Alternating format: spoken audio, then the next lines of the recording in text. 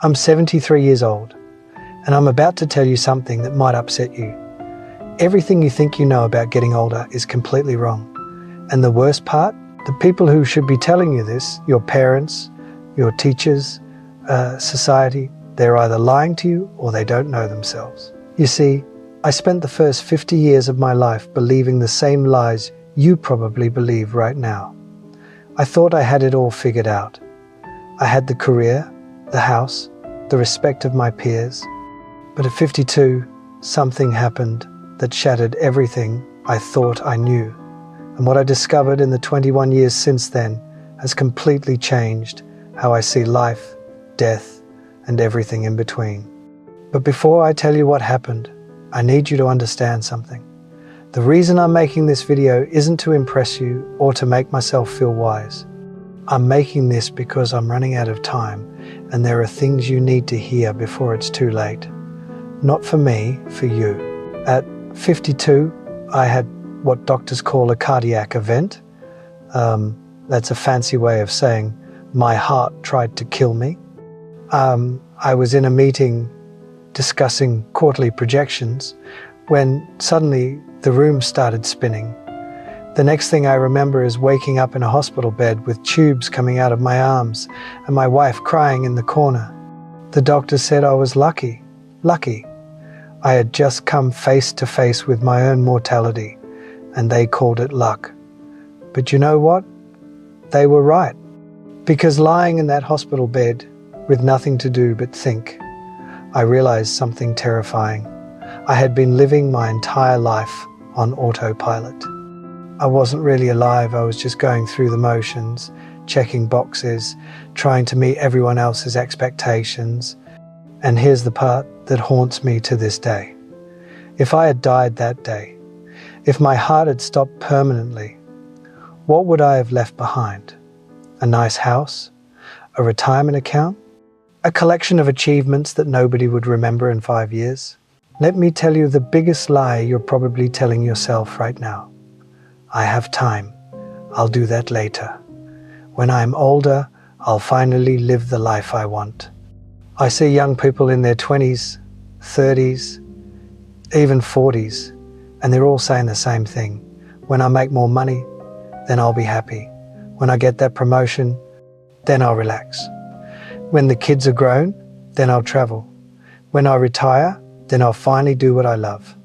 Let me save you 50 years of regret with one simple truth. That day never comes. You know why?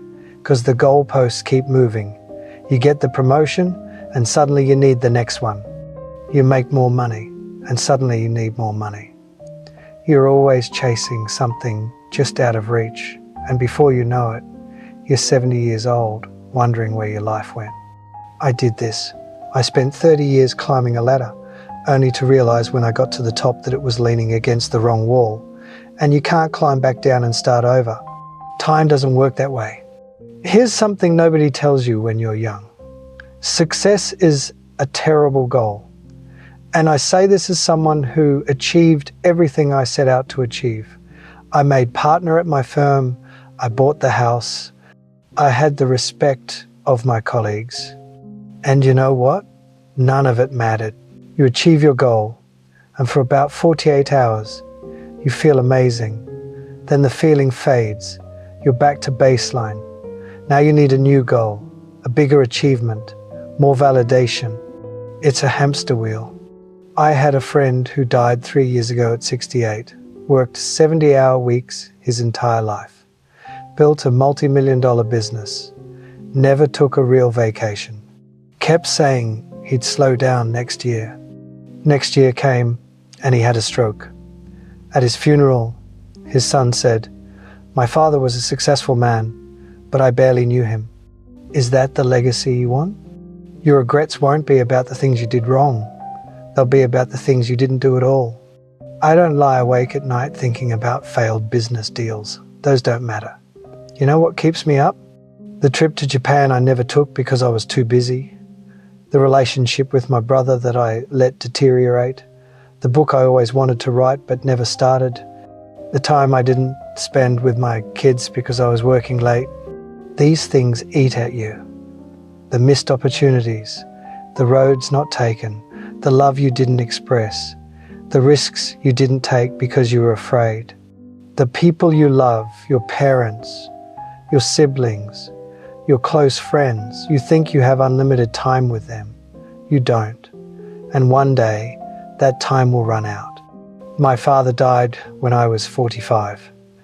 We had a complicated relationship, and I was always too busy to really work on it. I kept thinking we'd have time to talk when I was less busy. We never got that chance. Heart attack, gone within hours. And you know my biggest regret? All the Sundays I didn't call him. All the times I was too tired to drive over for dinner. All the little moments I let slip away. There won't always be more. After my heart attack, I made big changes. Stepped back from work. Started saying no to things that didn't matter. Started saying yes to things I had put off for decades. In these last 21 years, I've learned more about life than I did in the previous 52. What matters is embarrassingly simple. Time with people you love. Work that feels meaningful to you. Experiencing things, not owning things. Creating memories. Being present. I know it sounds simple. When I was your age, I would have rolled my eyes. Sure, but I have bills to pay. And yes, you do. I'm not saying quit your job. I'm saying don't sacrifice what matters for what doesn't. Here's a question I want you to ask yourself, and I want you to answer it honestly. If you died tomorrow, would you be satisfied with the life you've lived so far?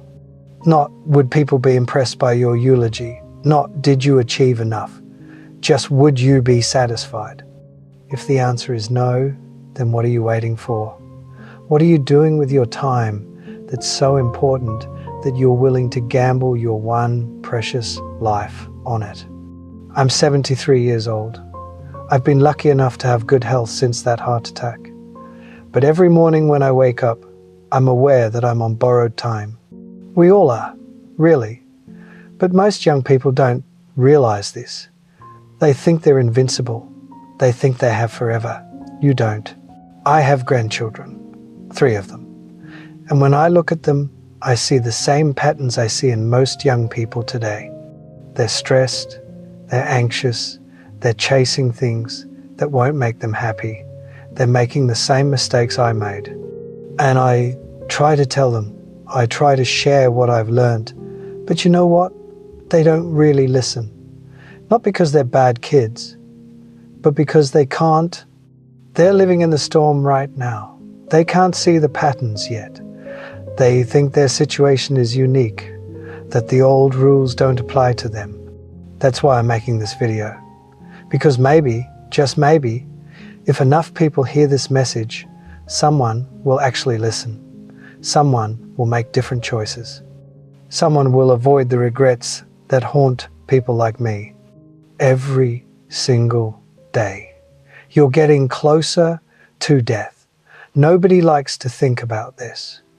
But you don't have unlimited time. Neither do the people you love. Your parents, if they're still alive, they're getting older every day. One day, probably sooner than you think, they won't be here. Your friends, your spouse, your children, none of these relationships last forever. So what are you going to do? Keep putting off that phone call? Keep postponing that trip? Keep telling yourself you'll make time later? Or are you going to wake up today and start living like your time is limited, because it is? If I could go back and talk to my 30-year-old self, here's what I would say. Stop trying to impress people who don't matter. Stop sacrificing your health for your career. Stop putting off joy until someday. Stop waiting for permission to live the life you want. Start calling your parents more often. Start taking the trips you dream about. Start doing the things that scare you. Start saying no to obligations that drain you. Start saying yes to experiences that fulfill you. And most importantly, start now. Not next year, not after this project, not when you have more money or more time or more whatever, now. Because I promise you, the perfect time will never come. Life will always be messy and complicated and full of reasons to wait. But if you wait, you'll wake up one day and realize you waited your entire life away. I'm 73. If I'm lucky, maybe 10 or 15 more years. Maybe 20 if blessed. Probably less. And I'm okay with that, because these last 21 years have been the richest of my life. Not because I've made more money, because I've finally started living intentionally, appreciating every day, prioritizing what matters. I've traveled to places I always wanted to see, deepened relationships with my children and grandchildren, pursued hobbies I put off, forgiven people I held grudges against, said I love you countless times.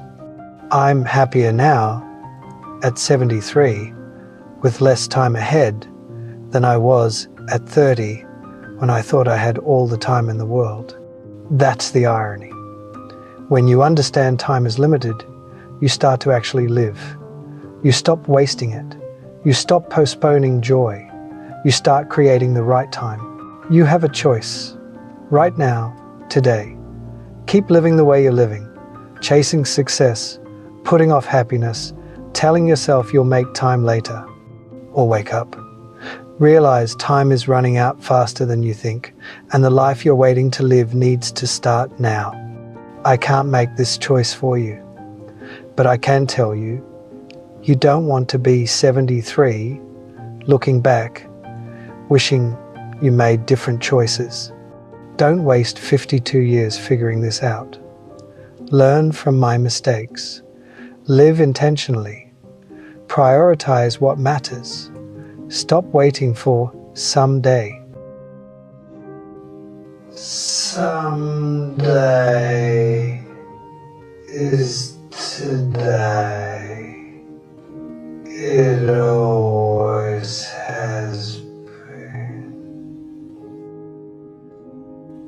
If this resonates, share this video, leave a comment, tell me what you're gonna do differently, subscribe,